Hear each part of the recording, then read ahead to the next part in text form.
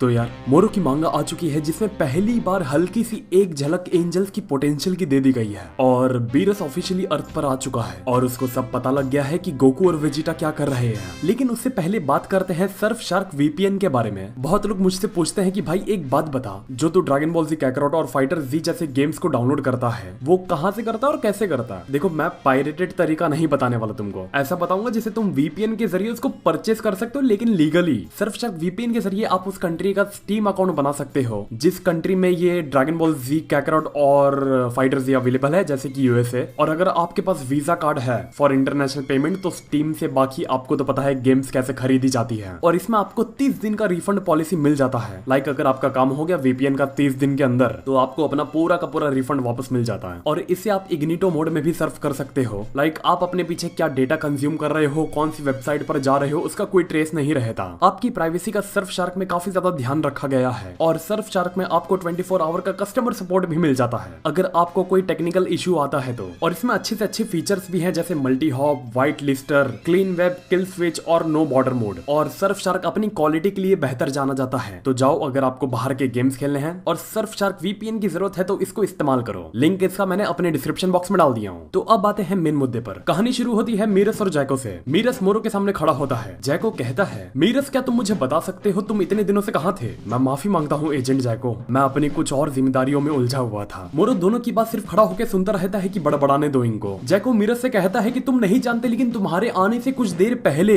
हम सभी की यहाँ हालत मरने जैसी हो गई थी। वो अच्छा हुआ कि तुम आ गए लेकिन मेरी मानो मोरो, हम जैसे गैलेक्टिक पेट्रोल वालों के बराबर नहीं है। हम अब चारों तरफ से फंस चुके हैं। मीरस कहता है, मैं ये अच्छी तरीके से जानता हूँ और मैं यहाँ किसी की ट्रेनिंग कंप्लीट करने आया हूँ। किसकी ट्रेनिंग? मीरस कहता है गोकू की। उतने में जैको आसपास मैदान की तरफ नजर फेरता है और पाता है कि जो लोग थोड़ी देर पहले जख्मी और अधमरी हालत में जमीन पर पड़े हुए थे वो नजर नहीं आ रहे। मोरो भी देखता है कि हाँ, अभी थोड़ी देर पहले सब यहाँ वहाँ मरे पड़े थे, अचानक कहाँ चले गए? पूरे के पूरे मैदान में उन 3 लोग के अलावा और कोई नहीं है। मोरो उनसे पूछता है कि अच्छा साफ साफ बताओ क्या चाहते हो और तुमने उनको कहाँ भेज दिया? अभी के लिए फिलहाल उनकी सलामती के लिए यहाँ से दूर एक जगह है वहाँ पर। मोरो कहता है, देखो सब ठीक है लेकिन मेरे साथ उलझने की कोशिश मत करो। लाइक वो मीरस को जताता है कि मैं इतने देर से यहाँ था, तू कौन सी खेत की मूली है जो अचानक से मेरे काम के बीच में आ गया? मोरो अपना हाथ ऊपर करता है और शायद उसे सेंस हो जाता है कि जो लोग जख्मी हालत में है वो अभी कहाँ है। जैको कहता है कि तुम्हें नहीं लगता कि वो जानता है कि सब लोग कहाँ हैं? मीरस कहता है कि लगता है कि उसे और ज्यादा टाइम उनके लिए बचाना पड़ेगा। मीरस सीधा मोरो पर बिना कुछ सोचे समझे मोरो पर अटैक कर देता है। अब मैं यहाँ इसमें नहीं जाऊंगा कि एक एंजल ने अटैक किया, इसकी बात हम सीधा रिव्यू के वीडियो में बात करेंगे। इसमें सिर्फ कहानी और नरेशन ही करता हूँ मैं। अगर आपको और डिटेल चाहिए तो आप मेरी अगली वीडियो का इंतजार कर सकते हो। मीरस मोरो पर पहला ओपनिंग अपनी तरफ से कर देता है और उसके हाथ में वही एंजल की स्टिक होती है जो हर एंजल्स के पास होती है। लेकिन मोरो उस अटैक को बिना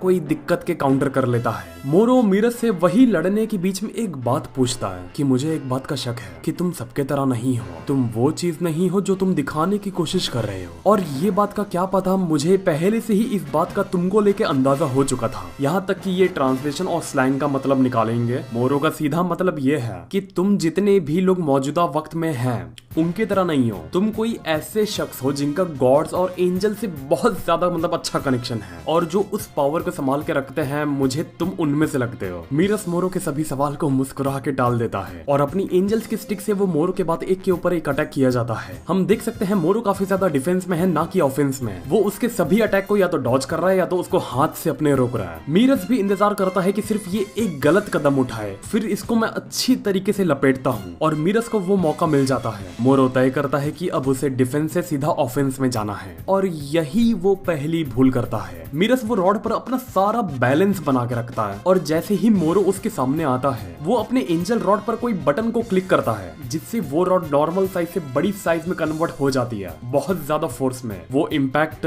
रॉड का काफी ज्यादा हैवी होता है। मोरो सीधा गिरने वाला होता है लेकिन ओपी फ्रूट के तरह वो रूम बना के खुद को पीठ के बल गिरने से बचा लेता है। कमेंट बॉक्स में जरूर बताना ओपी फ्रूट का मतलब अगर किसी को पता पता होगा तो। फिर वापस जमीन पर मोरो मीरस के सामने खड़ा हो जाता है और उसके होठ पर घाव बन जाता है जो मीरस की एंजल की रॉड की वजह से होता है। अपने अंगूठे से वो अपने होठ को पूछता है और देखता है कि हाँ, बंदे की एक हिट ने होठ तो फाड़ दिए। मीरस मोरो के सामने पूरे ऑफेंस मोड में खड़ा होता है और हर एक एक चीज मोरो की बारीकी से देखता होता है। अब जैको को यहाँ ये समझ में नहीं आता है कि अरे तेरी चल क्या रहा है। वो मोरो को देखता है, मीरस को देखता है, मीरस को देखता है, फिर मोरो को वापस देखता है और कहता है क्या सच्ची में एजेंट मीरस हमेशा से इतना स्ट्रॉन्ग था? उसको यकीन नहीं होता कि तुम भी अच्छे से जानते हो गैलेक्टिक पेट्रोल वालों का पावर लेवल कितना होता है। अब दोनों मीरस और मोरो तय कर लेते हैं, अब काम करो, अब कूदो एक दूसरे पर। ऑफेंस और डिफेंस का ड्रामा खत्म हुआ। तुम देख सकते हो मोरो पूरा चार्ज है और मीरस भी। अब कहानी जाती है जंग के मैदान से थोड़ा दूर, जहाँ सब अधमरी हालत में वो लोग पड़े होते हैं जो मोरो से पहले भिड़ चुके होते हैं और तुम भिड़ने का अंजाम अच्छे से देख सकते हो सभी का। डेंडे उन सभी के बीच में खड़ा होता है। उसके ऊपर जिम्मेदारी होती है कि जब तक मीरस वहां है उतने टाइम में कैसे ना कैसे करके उस वक्त का इस्तेमाल करके सभी को हील करे। अब डेंडे की नजर जाती है ऊपर और यहाँ कहानी के दो सबसे मेन लोग आते हैं। अब यहाँ ऑफिशियली दोनों खुद भी वीरस और वीस जंग के मैदान में खड़े हैं। उनको उनकी आंखों से नजर भी आ रहा है और दिख भी रहा है कि गोकू और वेजिटा कौन से बैटल में उलझे हुए हैं। अब वीस को वीरस को बताने की जरूरत नहीं कि देखो एक मोरो नाम का आया, दोनों उलझे हुए हैं, जाओ लड़ो। वीस कहता है कि शायद हमने एक गैलेक्टिक पेट्रोल के आदमी को अपने पीछे छोड़ दिया। वीरस कहता है कि तुम, मैं क्या करूं, मुझे क्या लेना देना। वीरस कहता है सच्ची कहूं तो मैं इनके ऊपर बार बार एहसान करके थक चुका हूँ, लेकिन मुझे लगता है वीस शायद गॉड ऑफ अर्थ उन्हें फिलहाल के लिए बचा सकते हैं ना। वीस कहता है हाँ। वीरस कहता है ठीक है फिर यहाँ से चलो। अब वीस पूछता है कहाँ?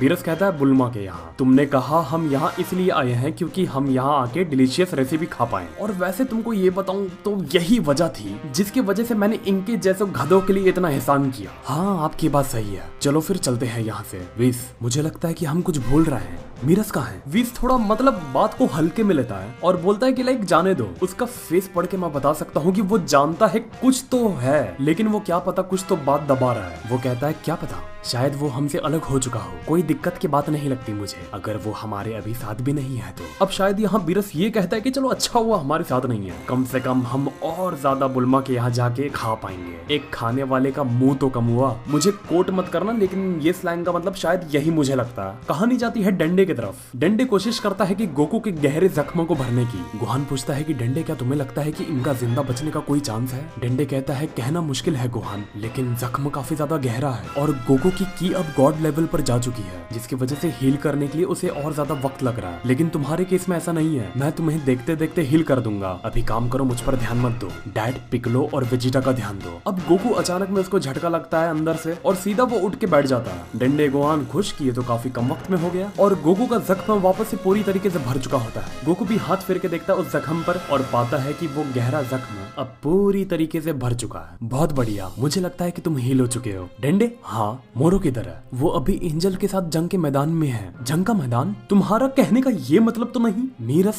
मुझे नहीं पता, मैं उसका नाम ठीक तरीके से नहीं जानता। क्या पता मैं भी नहीं जानता, लेकिन क्या वो सोच रहा है और क्या करना चाहता है ये बताना मुश्किल है अभी। डेंडे गोकू की बात को सुन के और वो सोचता है कि कहने का मतलब क्या है। कहने का मतलब साफ है मेरा, जो भी अपना एंजल पूरा पद छोड़ के जमीन की लड़ाई पर उतरता है उसको उसके अस्तित्व से मिटा दिया जाता है। डेंडे मैं चाहता हूँ कि तुम इन सभी का यहाँ ध्यान रखो। डेंडे भी सुन के चौंक जाता है कि जो गोकू ने बोला वैसा कुछ होता भी है। हमेशा की तरह शुक्रिया कामी-समा। और कहानी जाती है जंग के मैदान की तरफ। मीरस और मोरो कोशिश करते हैं एक दूसरे पर हावी होने की। हम यहाँ देख सकते हैं कि एक एंजल रहने के बावजूद भी मोरो मीरस के ऊपर यहाँ हावी हो रहा है। पहले मोरो डिफेंस में था और मीरस ऑफेंस में था, लेकिन अब मोरो ऑफेंस में है, मीरस डिफेंस में। और इससे तुम अंदाजा लगा सकते हो कि अगर मोरो जैसा शख्स एक एंजल को हिट कर सकता है या थोड़ी देर के लिए ही सही लेकिन उसको डोमिनेट कर सकता है, फिर हमें इस चीज से ये अंदाजा लगा लेना चाहिए कि गोकू और वेजिटा कैसे विलेन का सामना कर रहे हैं। अब यहाँ मीरस की स्टिक उसके हाथ से छूट जाती है, जिसकी वजह से उसका डिफेंस थोड़ा कमजोर पड़ जाता है, लेकिन जैसे तैसे वो कामयाब हो जाता है उस स्टिक को वापस से हासिल करके अपना बैलेंस बनाने में। मीरस भी चैन की सांस लेता है कि चलो सही टाइम पर स्टिक हाथ में आ गई, बच गया मैं। मोरो फिर से सवाल करता है मीरस से कि तुम पता नहीं क्यों लेकिन पीक पर आ रहे हो, फिर वो स्ट्रेंथ को कैंसिल कर दे रहे हो। यहाँ मोरो भाप लेता है कि ये शख्स जितना एक्चुअल में दिखा रहा है उतना नहीं है।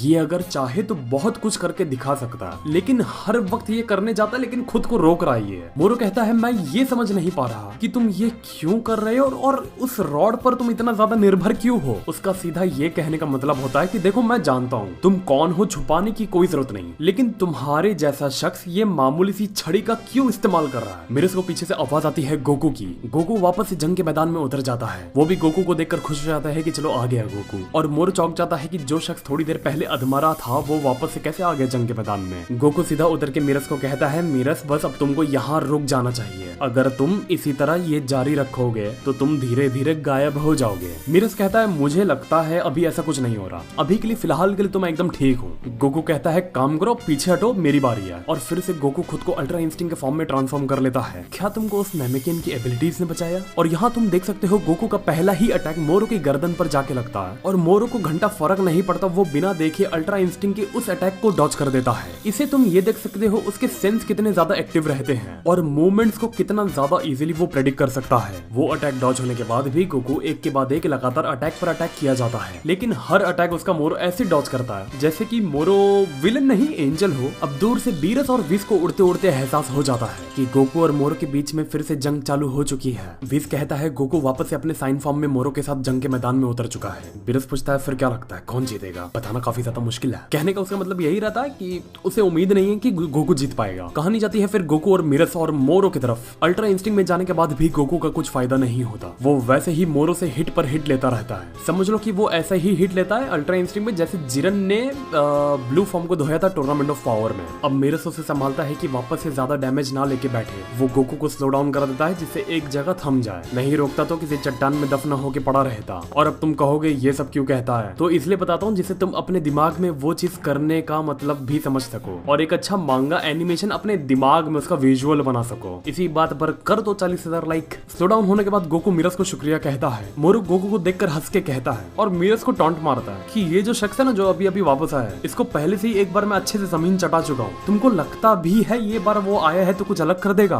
गोकू कहता है, डैम इट, तुमने मुझे इतना सिखाया अल्ट्रा इंस्टिंक्ट के बारे में, लेकिन अभी तक मैं उसे अच्छे से सीख नहीं पाया। मीरस कहता है, इतने जल्दी भी नहीं गोकू, लेकिन तुम्हारी ट्रेनिंग पर मुझे पूरा भरोसा है, काम करेगी। एक आखिरी बार खुद को पुश करके तो देखो। पुश करना मैं समझ नहीं पाया। उतने में ही मोरू का हाथ मीरस की गर्दन को पकड़ लेता है। मोरू कहता है, मैं ये दावे के साथ बता तो नहीं सकता कि तुम कौन हो और क्या हो, लेकिन इतना बता सकता हूँ तुम्हारी एबिलिटीज कॉपी करना मेरे लिए काम आएगी। अब मीरस सीधा अपनी स्टिक से वो हाथ को ही काट के अलग कर देता है जिस हाथ से मोरू ने मीरस की गर्दन को दबोचा होता है। मोरू भी चिढ़ जाता है और उसकी ईगो पर आ जाता है कि यहाँ कोई भी उसके बराबर नहीं है सिवाय इस शख्स के अलावा, और अगर ये शख्स चाहे तो मुझे शायद हो सकता है कि प्रॉब्लम दे, और ये बंदा भी क्या पता क्यों लेकिन कुछ तो छुपा रहा है, खुल के सामने नहीं आ रहा है। अब मीरस भी फैसला ले लेता है कि अब उसे खुद को रोक के नहीं रखना, अब उसको थोड़ा तो कुछ तो करना पड़ेगा अगर उन्हें इस जंग के मैदान को फतेह करना है तो। मीरस कहता है, ये कॉपी करने वाला सिस्टम सर का दर्द बन चुका है, इसको अब यहीं खत्म करना पड़ेगा। रास्ते भर वीस से ज्यादा मीरस को घबराहट होती है। वो बार बार वीस से पूछता होता है कि ओए वीस, मुझे लगता है कि वो तेरा भाई एंजल की पावर यूज करने जा रहा है, तुम्हें लगता है सब ठीक रहेगा? वीस कहता है कि आपको भी अच्छे से पता है लॉर्ड वीरस, आप क्या सोचते हो मैं उस हिसाब से नहीं चलता, आप जो मुझे ऑर्डर करते हो मैं उस हिसाब से चलता हूँ। वीरस भी चिढ़ जाता है कि ये सब ये बकवास करने का नहीं है। तुरंत वहाँ पहुँचते हैं और वहाँ उसे जाके रोकते हैं, नहीं रोका तो ग्रैंड प्रिंस सारा बिल मुझ पे फाड़ेंगे। मीरस और मोरू के बीच में लड़ाई जारी रहती है। मीरस गोकू से कहता है, मैं एक एंजल की हैसियत से जन्मा और मेरा ये कर्तव्य बनता है कि मैं अपनी न्यूट्रलिटी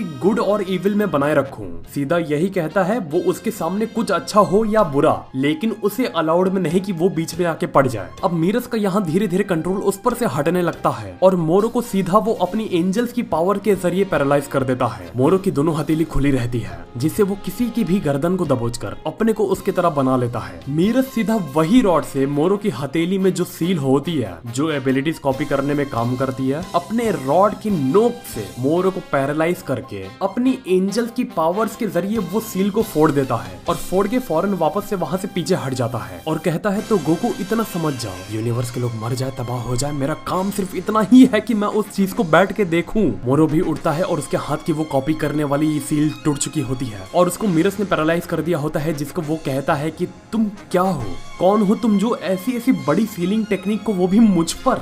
जैको कहता है, एक एंजल? क्या मैं यही सुन रहा हूँ, मीरस एक एंजल है? बहरहाल जब तक मैंने गैलेक्टिक पेट्रोल के लिए काम किया उस चीज ने मेरा दुनिया को देखने का नजरिया बदल दिया और मुझे एहसास दिलाया कि सेंस ऑफ जस्टिस भी नाम की कोई चीज होती है। सेंस ऑफ जस्टिस समझ जाओ कि वो इतना मैच्योर है कि वो सब समझ आता है कि उसे क्या गलत है और क्या सही। गोकू भी मीरस की बात को गौर से सिर्फ सुनता होता है। मीरस जंग के बीच में ये सब बातें गोकू को बताता रहता है। मीरस यहाँ फाइट के बीच में कहता है कि गैलेक्टिक पेट्रोल वाले कैसे भी हो, लेकिन मैं भी तुम भी अच्छे से जानते हो कि वो कोई काम के नहीं। यहाँ तक कि उनके जेल के अंदर जो कैदी है वो उनसे ज्यादा क्षमता रखते हैं और एक एजेंट का काम होता है कि किसी को भी उसके कन्विक्शन और उसके जुर्म के हिसाब से उसको पकड़ के कैद करना। एक तरफ से देखा जाए तो उनका काम है सिर्फ गैलेक्सी में ऐसे गुनहगार लोगों को सलाखों के पीछे डालना और गैलेक्सी की हिफाजत करना। कहानी जाती है गैलेक्टिक पेट्रोल में। वहाँ का स्टाफ कहता है हम सभी कैदी को फिर से सलाखों के पीछे डाल चुके हैं, सिर्फ अब मोरो बाकी रह चुका है। अब मीरस धीरे धीरे ये सब बातें करते करते अपना कंट्रोल खुद पे से खोता रहता है। लाइक एंजल्स की पावर धीरे धीरे ना चाह के भी उससे इस्तेमाल करना पड़ता है। होता है ना, तुम अपनी ट्रू नेचर को ज्यादा देर तक छुपा के नहीं रख सकते। तुम्हारी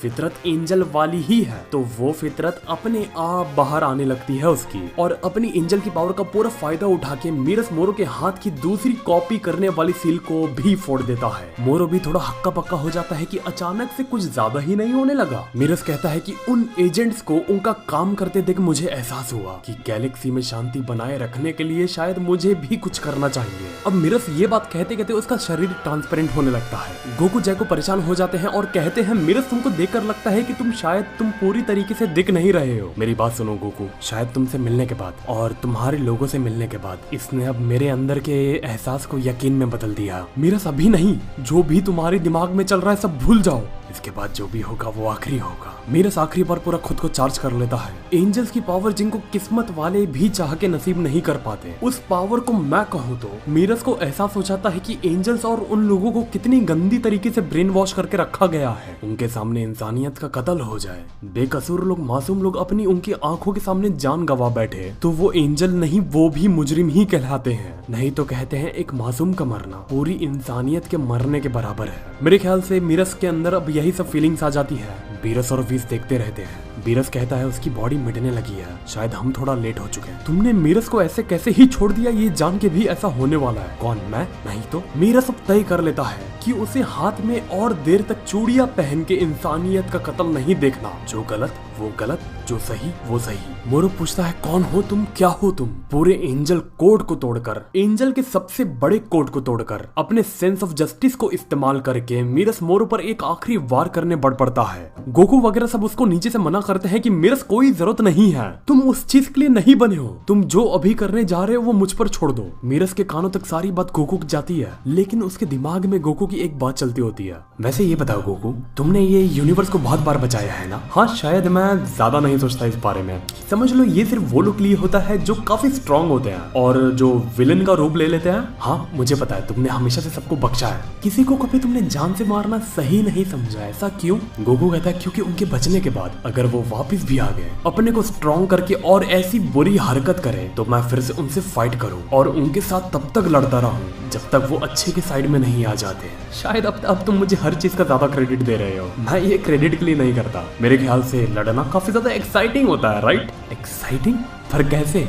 मीरस उस वक्त गोकू के नेचर से वाकिफ हो जाता है कि ऐसे शख्स का जिसका यूनिवर्स 7 पर टूर्नामेंट ऑफ पावर में इतना बड़ा एहसान है, वो बंदा किसी लालच के लिए नहीं बस इसीलिए लड़ रहा है क्योंकि उसे वो अच्छा लगता है। तुम बाकियों से काफी अलग हो गोकू। वहाँ जंग के मैदान में मीरस और मोरो के बीच में एक आखिरी बैटल चालू होता है। पूरी एंजल की पावर को इस्तेमाल करते हुए मीरस सीधा मोरो की तरफ एक आखिरी बार बढ़ पड़ता है। वो सारी बात को जहन में रखता है और वाकिफ होता है कि वो क्या करने जा रहा है और पूरा चार्ज होके वो मोरो की सर की सील को तोड़ देता है। मीरस के हिट के इम्पैक्ट से मोरो दूर जाके रगड़ता हुआ गिरता है और मीरस की भी सांसें चलने लगती है और जब वो अपना हाथ उठा के देखता है तो मुस्कुराता है। वो समझ जाता है कि वक्त आ चुका है मेरा। आखिरी बार वो गोकू की तरफ देखता है और कहता है गोकू मेरी बात सुनो, मुझे नहीं लगता कि मैं और ज्यादा देर तक का मेहमान हूँ, लेकिन मुझे तुम पर भरोसा है। अगर तुम अभी अल्ट्रा इंस्टिंक्ट बाहर लेके आते हो, जिस स्ट्रेंथ में तुम अभी हो, फिर तुम उसे जितना चाहे उतने देर तक इस्तेमाल कर सकते हो। फिर मोरो क्या, तुम किसी के सामने नहीं झुकोगे। मैं भी इस गैलेक्सी को बहुत शिद्दत से चाहता हूँ। ये यूनिवर्स बहुत ज्यादा एक्साइटमेंट से भरा पड़ा हुआ है ना, बचा लो जितनों को भी बचा सकते हो। देखते ही देखते मीरस रोशनी में बदल के गायब हो जाता है। बीरस वीस ऊपर से खड़े होकर सब मंजर देखते रहते हैं। क्या वो जा चुका है वीस?